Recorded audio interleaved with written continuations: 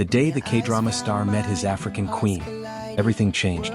Jae-Won was drowning in perfection.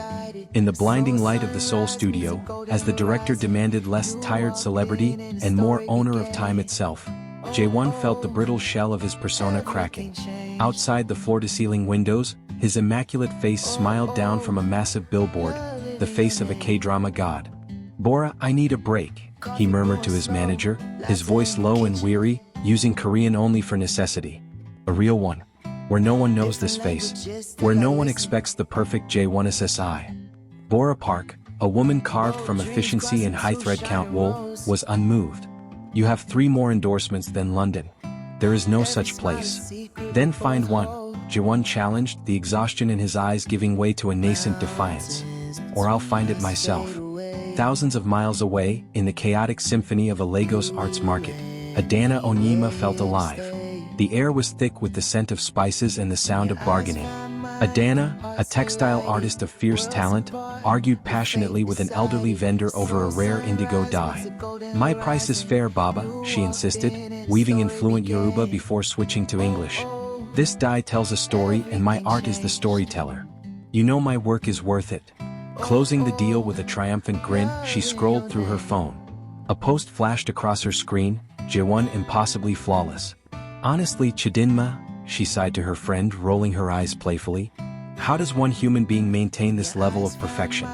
It's exhausting just to look at him." "It's his job, Ada. Just like your job is to create beauty. Now focus. The gallery show is next week. Your Korean client is waiting." The two crossed paths in the air, a disguised Jae-Won fleeing his life, and ADANNA, confident and sleek in her Ankara business attire, flying toward her artistic future in Seoul. They were 2 distinct threads, oblivious to the fact that fate was already winding them onto the same loom. The collision occurred not in a sweeping romantic scene, but in the sterile hallway of a prestigious Seoul gallery. ADANNA, early for her commission meeting, was reviewing her portfolio when a commotion erupted.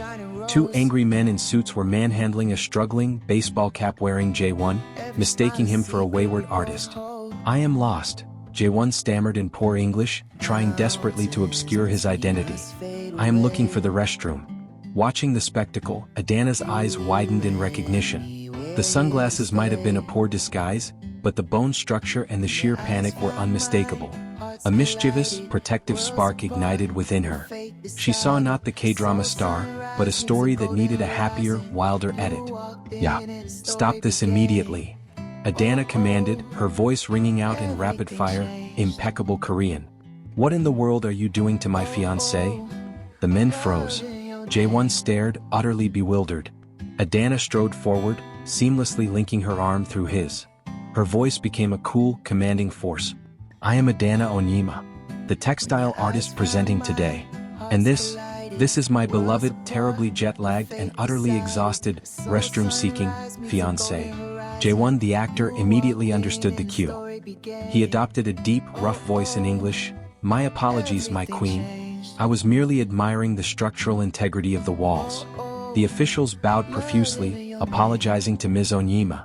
As they scurried away, ADANNA leaned close to Jae-Won. "You owe me, K-drama star. Big time.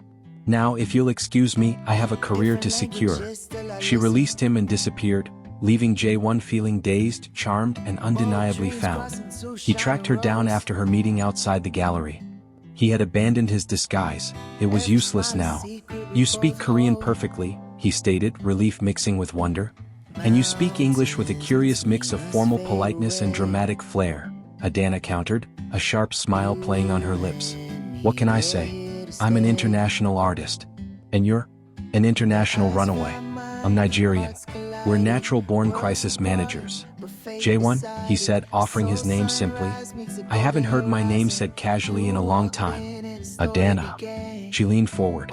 "My meeting went well. I have a major commission, but I have to spend a month here doing research. You need a month to be a person, right? Here's the trade. You are now officially my Korean guide. You show me the real Seoul.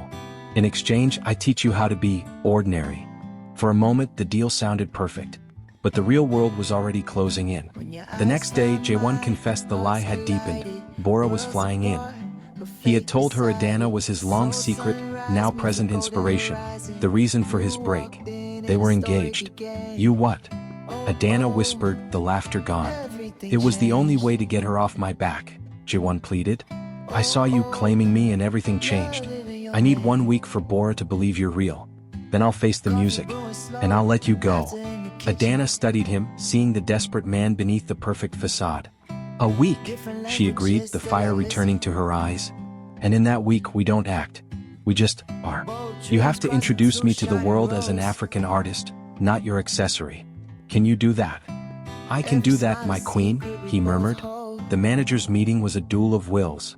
Bora, impeccable and skeptical, watched ADANNA with the intensity of an auditor.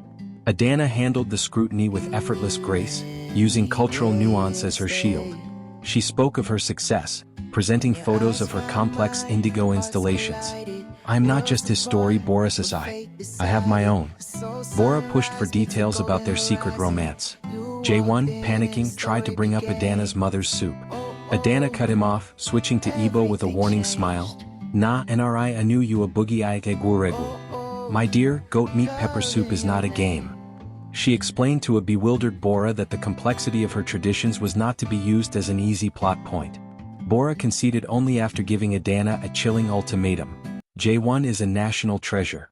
If this rhythm of yours derails his career, I will ensure your story ends very quickly. ADANNA met her gaze, unwavering. I don't break things. I build them. I weave things together. Their performance was tested fully during the mandated public fake date at the ridiculously formal French restaurant, Le Fantôme. Surrounded by socialites and paparazzi, Bora had strategically placed. Jae-Won stiffly tried to convey years of longing finally realized. ADANNA observed her plate, a single, delicate quail. If you give me a fork and a knife for a bird this small, you are disrespecting the chef, the bird, and my heritage, she declared, picking up the quail with her hands. In my culture you respect the food enough to get in there. It's called life, Jae-Won. The restaurant went silent. Bora, watching from across the street, lowered her binoculars in horror. But Jae-Won, watching ADANNA's unapologetic, natural hunger, felt something exhilarating shift inside him.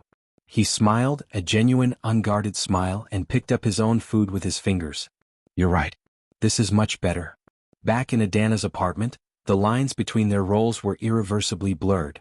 I am not a free spirit, Jae-Won confessed, touching the vibrant Aeron fabric ADANNA wore.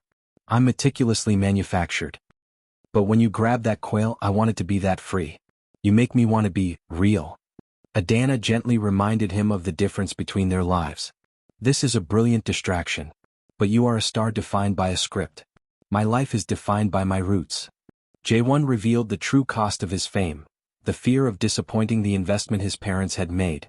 ADANNA countered with her own burden, the pressure of representing her entire culture on a global stage. We are both trapped by expectation, Jae-Won concluded. The moment of truth arrived with a chime. Bora had scheduled an official engagement announcement press conference in 5 days, capitalizing on the viral photos of ADANNA's defiance. The lie was now permanent, professional reality. This is a career-defining lie that will explode in our faces, ADANNA said, shaken. I know, Jae-Won replied, his voice firm with a conviction he'd never possessed before. But maybe we don't let it explode. Maybe we use this moment. We have to choose the pattern now, Ada. Do we announce the separation and let both our careers take the hit, or do we stand up there together and say? ADANNA met his gaze, the determined fire returning. And say this is the new texture? That the only way to be free is to be exactly who we are, together. The final 5 days were a whirlwind of focused preparation, a high-energy crash course in cultural confluence. Jae-Won tried on a vibrant, tailored suit made of Ankara-inspired fabric. He stumbled through romantic phrases in Igbo, Ahuru Mgi and Anya. ADANNA sat in a gallery boardroom, incorporating subtle Korean patterns into her complex, confluence textiles. They were not merely preparing a performance. They were fusing 2 distinct artistic worlds into a shared future. The night before the conference, Jae-Won sketched in ADANNA's notebook, a hybrid pattern of Korean symbolism interwoven with ADANNA's bold African geometry. This is what confluence means, right? He asked. Not erasing the old but finding how the new can grow from it. Standing at the window at dawn, looking out over the city they had made their own, ADANNA rested her head on his shoulder. I was born ready to tell stories. The question is, Jae-Won, are you ready to live one that hasn't been written for you? He turned to her, his gaze unwavering, full of genuine affection and a newfound courage. "With you," Jae-Won said, his voice quiet but absolute. "I think I am." The stage was set. The perfect K-drama star and his unapologetic African queen were ready to face the world and declare that the greatest love story is always the one you write for yourself.